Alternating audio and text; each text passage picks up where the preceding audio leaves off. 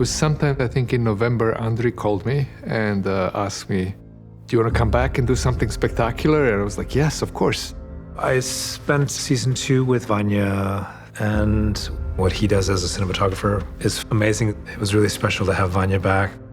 This is our finale. We wanted to go out with a bang. In many ways, Tumbleton is an indicator of the things to come in the Dance of the Dragons.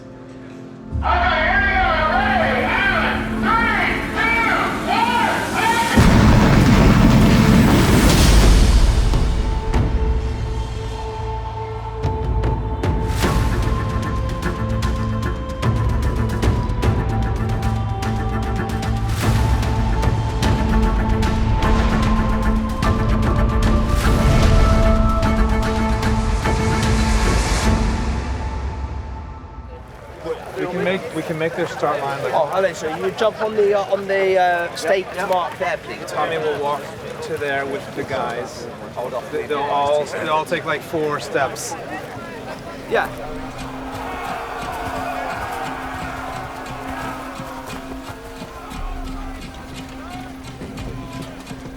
I mean, this is the ultimate culmination of Ormund's gambit, and I think he's played it to the very end. Ulf hasn't reported, and he's not with his dragon. Now the Rivermen have shown up at their gates, and they're going to go in. This is a good, proper, old medieval siege. The art department kindly sent me a 1/100th scale model of Tumbleton. First thing we did, we bought little figurines, and we were like playing like 2 kids with this model of Tumbleton, and we're planning how we want to approach each particular scene.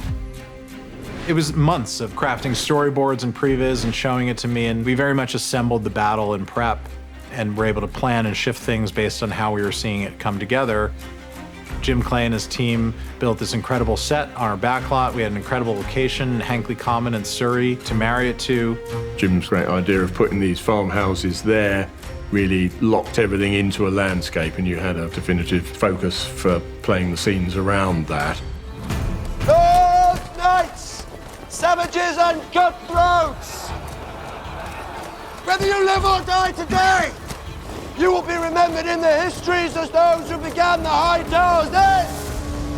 For Daemon's speech, we really wanted to have a sort of Braveheart moment where he rallies and inspires not only the troops, but the audience.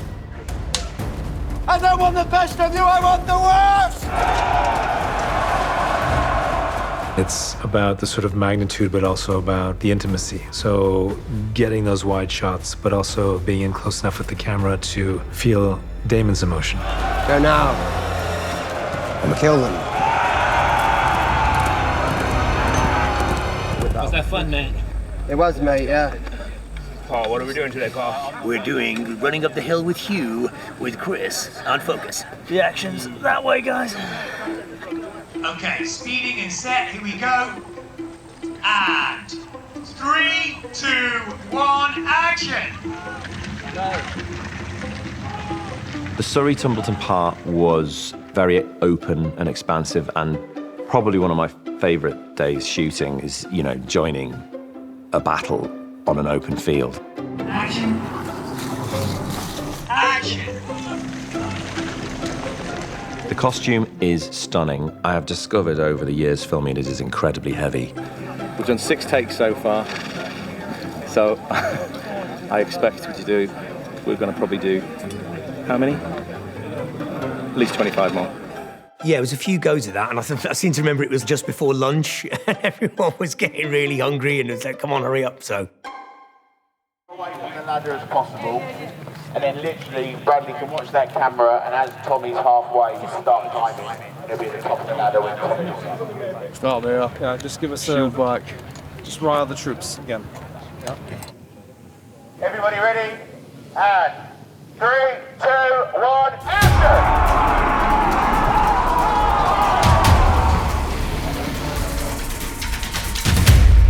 So this episode required a tremendous amount of stunt work. I think that at one point we had probably all of London's Stunts guys all working on the same show at the same time.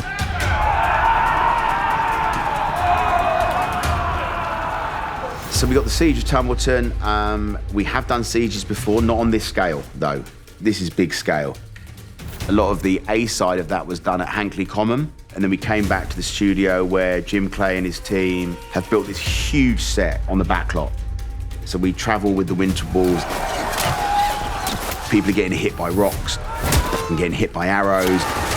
Then we're going up a ladder with Roddy the Ruin. Someone comes past him. And we go up to the top, he ends up on the battlements, and then he looks around to see the hidden moat that's been set on fire, which basically captures all of the winter walls into a kill zone. Nice. Rowley really worked to make it feel quite authentic and quite brutal. Probably be a little bit slow with that. Slow, yeah. So imagine it weighs 15 kgs and not 3. You know, but push it in. Thanks, guys. This is going to be great. I'm not going to smile. Don't worry about my teeth. It's Tommy Flanagan. I'll keep my teeth away, I promise.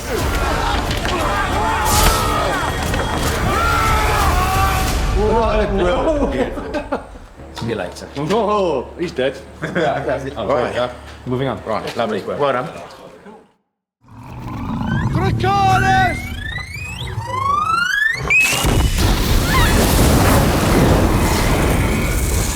When you see Caraxes blasting the gates of Tumbleton with dragonfire, that was actually practical.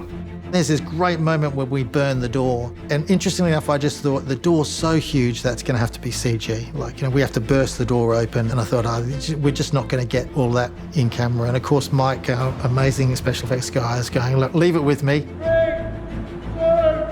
1, go! And so we had a massive flamethrower on the other side of the door. You know, bursting through, so we got all that real flames coming through. And what was great was that we shot that with stunt people, so we were able to get the stunts really close to the flames. It's a deeply satisfying moment in House of the Dragon lore, and I think it is a triumph of all of the different departments on our show. You know, we wanted to see Daemon as the great legendary warrior once again, leading at the head of this battle, and that begins when he storms the gates. Ormund Hightower!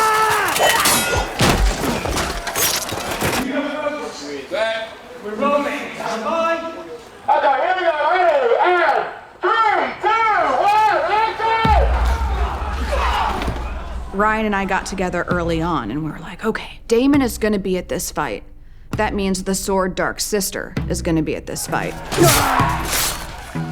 John Roxton is also here. And he has a Valyrian steel sword of his own called Orphan Maker.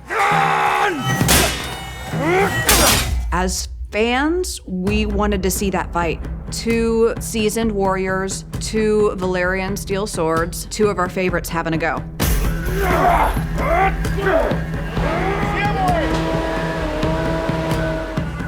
Well, I was very keen that that wasn't just a sword fight. I wanted it to be a punch-up, a violent punch-up, like a bar brawl, quick, unexpected.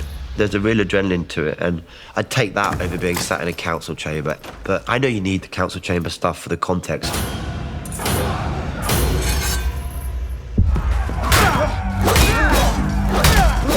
There were many, many very memorable moments for me on this job. I think Ormund's death will go down as one of my all-time greatest deaths. Rawley, our stunt coordinator, had a genius idea of how to spice it up, and I don't think this death disappoints. So they have this fight, and then at the end, there's this line, "The sub-robber fucking by the nose." And I was like, okay. So he's bent over the battlements. I went to Ryan, I said, what if we stabbed him up the arse?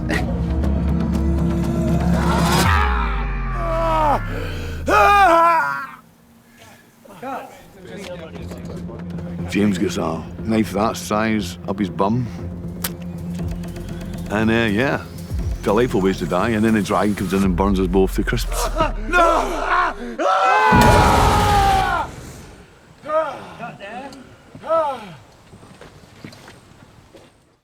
So Tom, just a reminder, there's 2 cues. First one's for the eye line, and I'm going to say eye line. Second one is for your cue to say the Dracarys line. I'll say fire.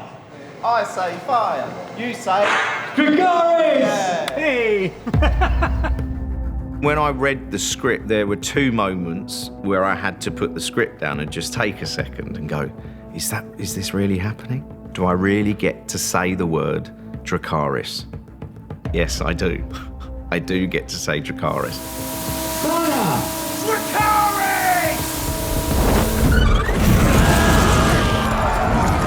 And then the other moment I had to put the script down was when I turned the dragon to Ormund and say, fuck you too. They both get torched by Ulf's dragon. We shot that on second unit and we had those guys engulfed and we had people falling off the battlements on fire, which was really cool too. On the backlot, I think we ended up doing something like 9 explosions in a fortnight. People would just come down from the office and just be like, yeah, where are you going to stand for today's explosion? Like, okay, guys, you've got to be safe. Be over there. Everybody behind the railings. We're doing really long strafes and we're putting a curvature in it as well. So he can come along and go round corners with his strafing, and I think that'll look really dynamic.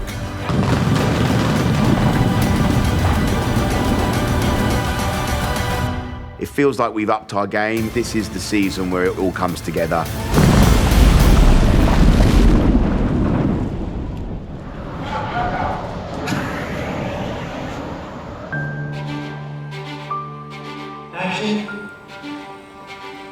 When Rhaenyra is revealed, it's quite a sight to behold. I think it's going to be very striking in that look about how much she has committed to this change that we've seen her first going through subtly and now all at once. It's a transformation. It's a different character. It's a total Darth Vader moment where she has this incredible armor, a huge cape with a crown, and she looks quite fearsome.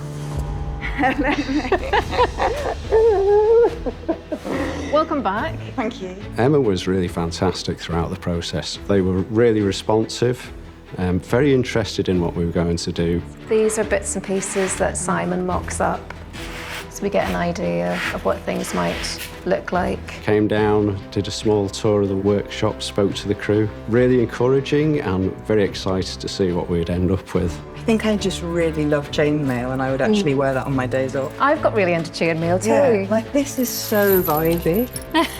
Like, that's so vibey, isn't it? We're getting more armoured, we're getting more battle ready. Emma really loved the idea of you becoming this warrior. I think it's one of the biggest visual changes we'll have seen on Rhaenyra maybe since the beginning of Series 1.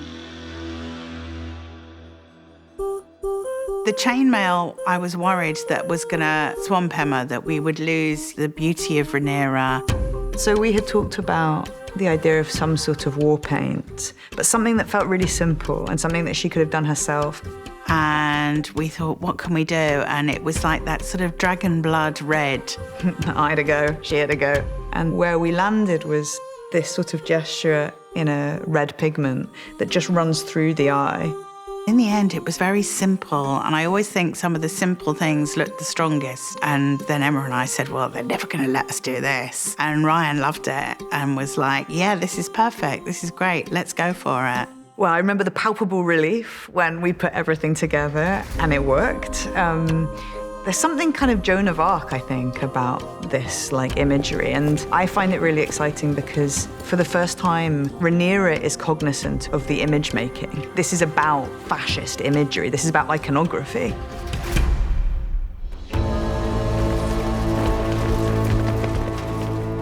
Before his death, my father, Viserys the Peaceful, named me his heir. Okay, let's roll sound. Rolling! All crowd looking up to the Queen, guys. Looking up to the Queen. I think the balancing act really is to make sure that the crowd are engaged and understand what it is. It's a big moment in the episode. The challenge is when you've got crowd, you want enough people there to give the artist energy to react to, but at the same time, too many people in the eye line can become distracting. All the supporting artists are fantastic here. A lot of them are returning.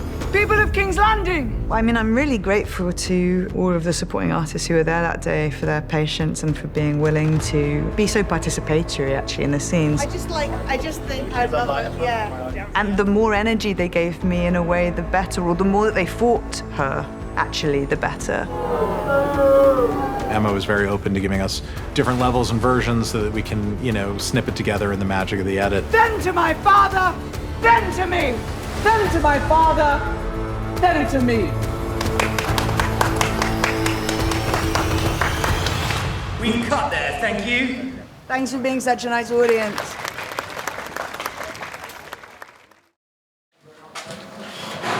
I think it's one of the most impressive things. Yeah, you need it in a good light because it's worth it. It's so amazing. We were looking for a way to dramatize what Helena was seeing or purporting to be seeing, and we loved this idea of her being this, incredibly accomplished artist. So this is Helena's tapestry, which is probably one of our most significant graphics for season 3. Ryan was very keen for this not to be very literal and it not to make sense. So it was all quite symbolic and abstract.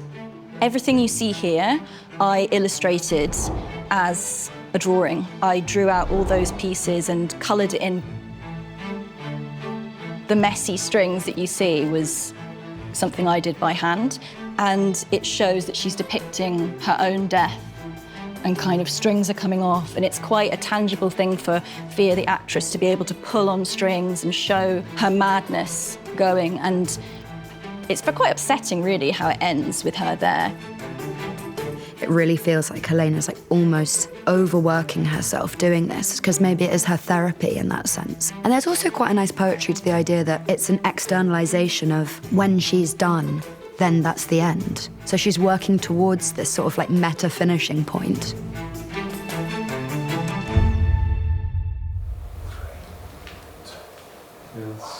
Up there.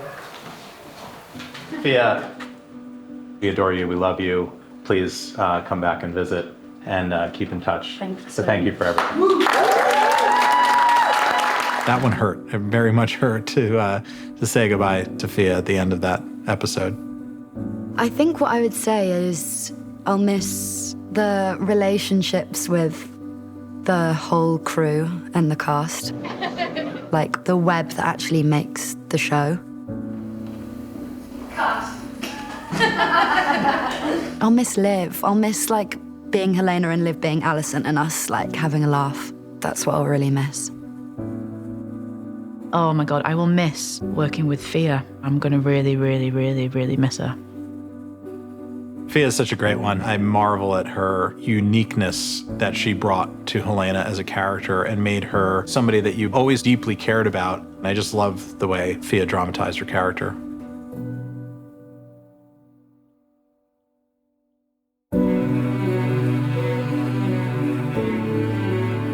Filming season 3 has been such an honor. It's the biggest undertaking I've ever done. It's incredible to be part of something and to be surrounded and supported by everyone. Thank you all for your amazing work, your humor, your talent. I hope I've pushed you in the right way. It's deeply meaningful that we made this together. Thank you, boss. All of it has been just such an honor and a pleasure. And I have to thank Ryan Condal for that, for inviting me back. Each season is really a 2-year journey, from the time that we start the writing process to the time that you actually deliver the season and put it on the air. And even though it's only 8 episodes, it's, 300 plus shoot days and years of commitment and very little downtime. But it's incredibly satisfying, and I think that it takes a while to learn your own show in a way. And I think it was season 3 that all the cylinders started firing. We've become a family now. The crew, the actors, everybody, is working to kind of one common goal, but we have such trust that we can push the boundaries creatively.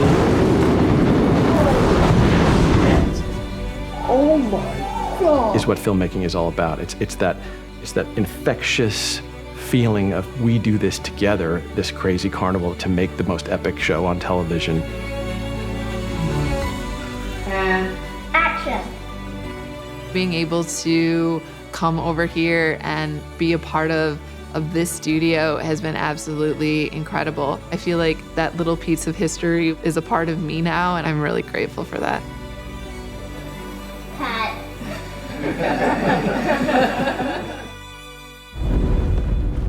I'm very proud of this thing that we've made, and I think the audience will be rewarded. And we just love where this leaves all the characters to launch us into the end game for the final season in season 4.